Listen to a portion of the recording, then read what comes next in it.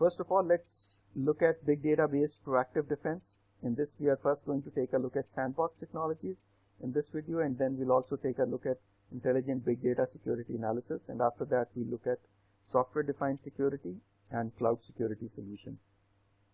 So first of all, let's take a look at what is the need for sandbox technologies and what are the issues or the challenges which the sandbox technologies are going to be covering.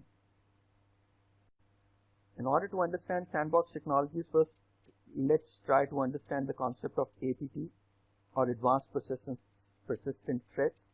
What APT means is that the current day threats are no more simple attacks which are happening randomly on any of the targets. These are advanced attacks with complex attack vectors, and those attacks tend to be persistent, which means that the attacker or the attackers are persistently pursuing a target and they are attacking that target using advanced tools and techniques. So in this case, what is happening is that, first of all, using different phases or going through different phases, the attackers collect the information.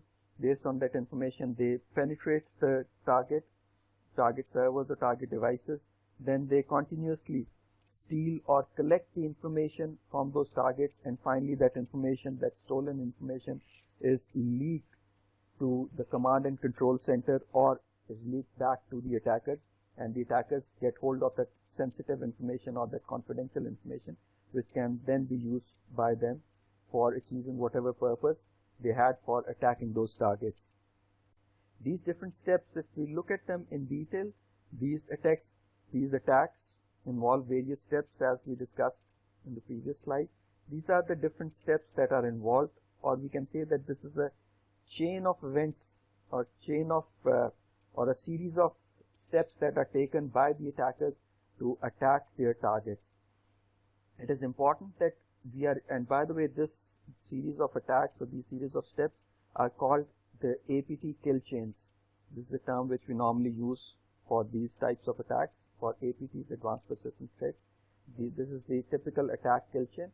So we need to make sure that we are able to protect our infrastructures against the different phases or different steps of these attacks, and we are able to control or repel these attacks at each one of these steps.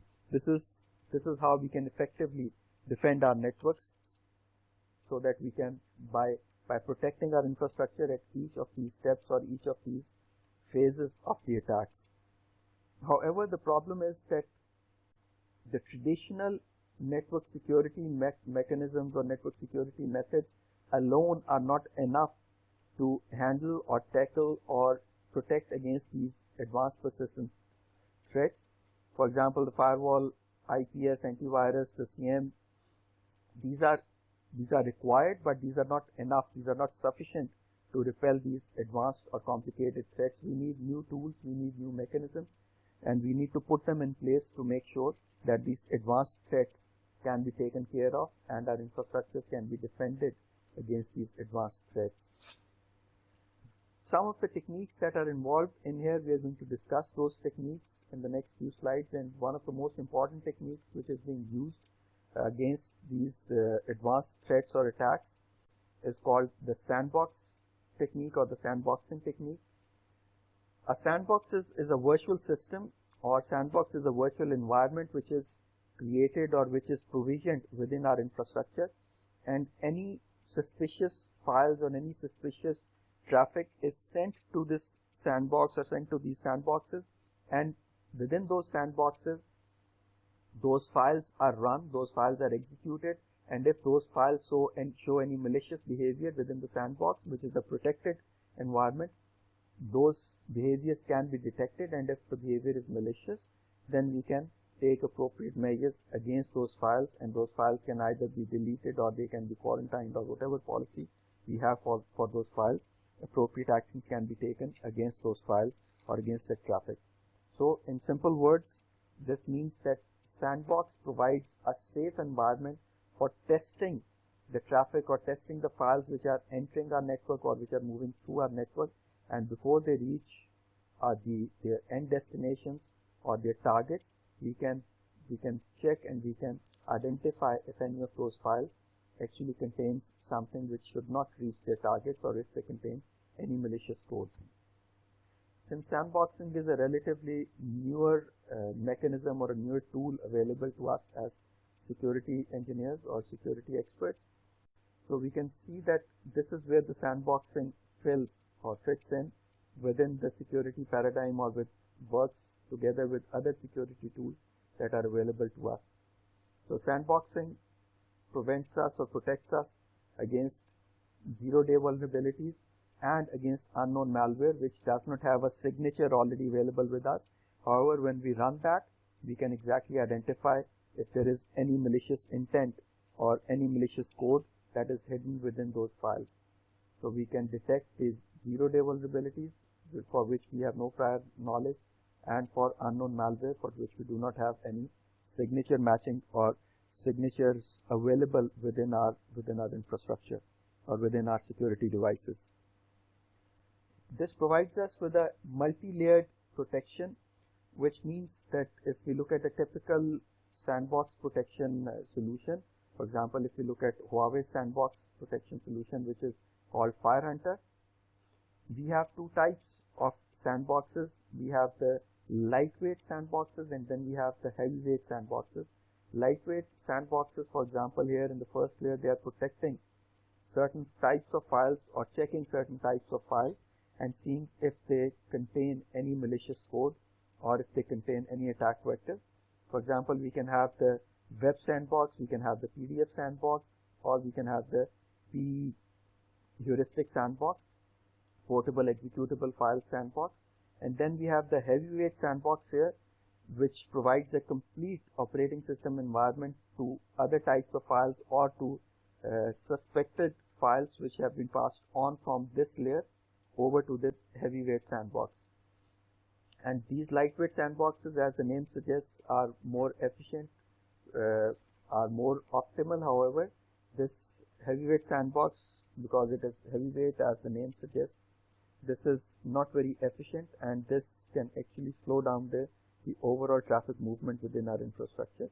So first we try these lightweight sandboxes, and if everything is okay, we don't need to use the heavyweight sandbox. The heavyweight sandbox is only used when the lightweight sandboxes either detect a file to be a suspect file, or they cannot decide or they cannot process the file because of the type which is not supported by these lightweight sandboxes. So the combination of these lightweight and heavyweight sandboxes, this combination makes sure that any traffic that is entering our infrastructure and we do not have a signature already present for those vulnerabilities or those attacks, we can check them, we can still check them using these sandboxes. If you look at what a sandbox looks like typically on the inside, a sandbox or these different types of sandboxes, whether these are the lightweight sandboxes or heavyweight sandboxes, they run on a Linux-based KVM. They run in virtual machine on the KVM hypervisor, which is based on the Linux operating system. So we'll be running these sandboxes in the form of virtual machines on top of Linux-based KVM hypervisor. And they have, apart from these typical sandboxes, they also have the analysis engine, and then they have because we can have these sandboxes in the form of a cluster, we can have the sandbox scheduling and management module, and we can also have the sandbox cluster scheduling module within this sandboxing solution. Next, let's take a look at these sandboxes, different types of sandboxes, one by one. First of all, the P heuristic sandbox. As we saw that there are three types of lightweight sandboxes: P heuristic sandbox, web heuristic sandbox, and the PDF sandbox.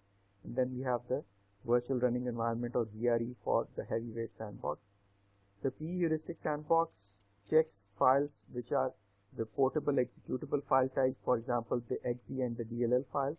These are checked in the P heuristic sandbox, and if any of these types of files contains any malicious codes or contain any attack code, then these can be detected by this particular sandbox. Similarly, the web heuristic sandbox is typically used for checking the web files. This provides a browser type environment, or typically it provides an actual browser environment to these files.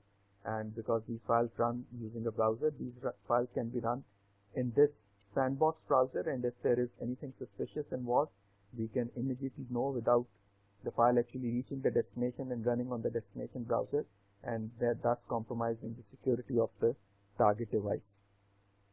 Then the third type of lightweight sandbox is the PDF heuristic sandbox, which provides a PDF parser environment to the PDF files, which can be opened within the sandbox, can be safely opened within the sandbox, and if there are any issues within the file, those can be detected by this PDF heuristic sandbox.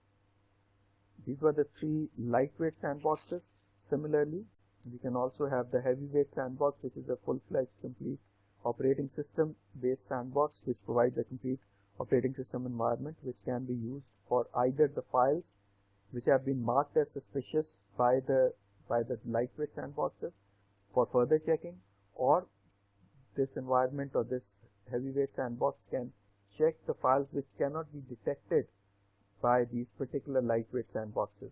But as I said, that this is an inefficient way, is not an efficient, this heavyweight sandbox is not as efficient as these lightweight sandboxes. So we use the heavyweight sandboxes only if we cannot detect any malicious files using these lightweight sandboxes. If we look at how these sandboxes are implemented, we'll see that we can have these sandboxes implemented, or we can implement the Huawei FireHunter sandbox solution in one of the two modes.